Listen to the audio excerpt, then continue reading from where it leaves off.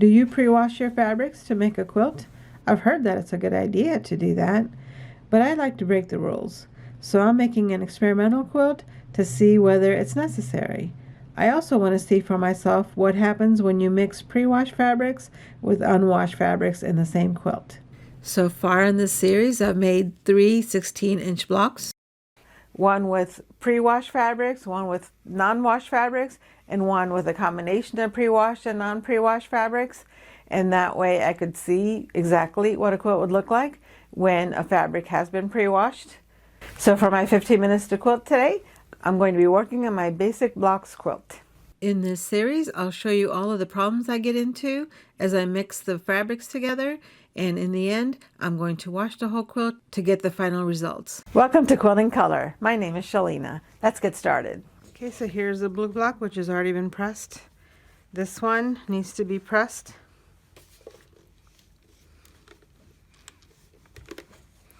And just press everything in one direction.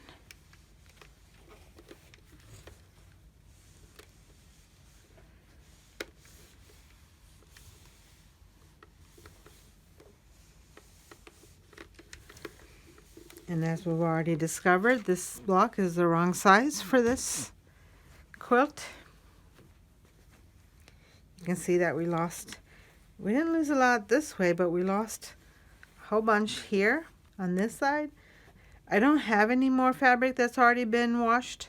So what I'm thinking about doing is, instead of having to go through and washing a whole nother set of fabrics just for half an inch, what I'm going to do is to go ahead and use this little strip that we cut earlier, because all of this is washed, and so it'll be easy to compare these together.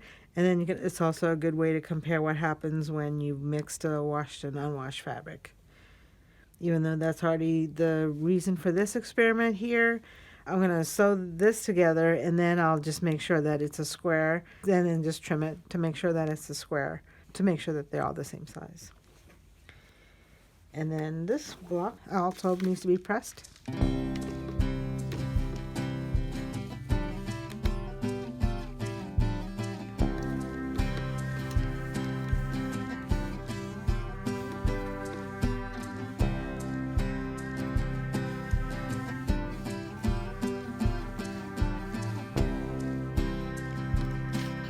But this one is the one that I had more problems with. You can see here that some of the sizes are a little bit smaller than other sizes because of the center strip that's been washed, and these have not been washed. I had a little bit of trouble matching the points on this block, maybe because the washed fabric is a little bit less stretchy than the unwashed fabric. For me, when I was sewing it felt harder to me to make sure that I was matching the intersection and the edge at the same time. This may just be my mistakes. They should have been the right size because I cut them at 2.5 inches. So it should not have caused a problem, I don't think. So probably it's possible that these are just my mistakes and not the nature of the fabric that's been washed and not washed. Because logically, I don't see how that would make a difference in these. But again, for the most part, the intersections did match. There were a few that did not. There were a couple that, to me, there's just a couple actually that looked really far off. This one and this one.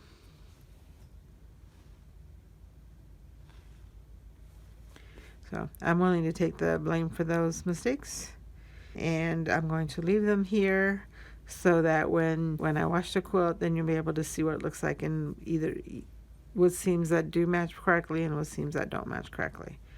Yep, not my laziness, it's just my research. It's an experiment.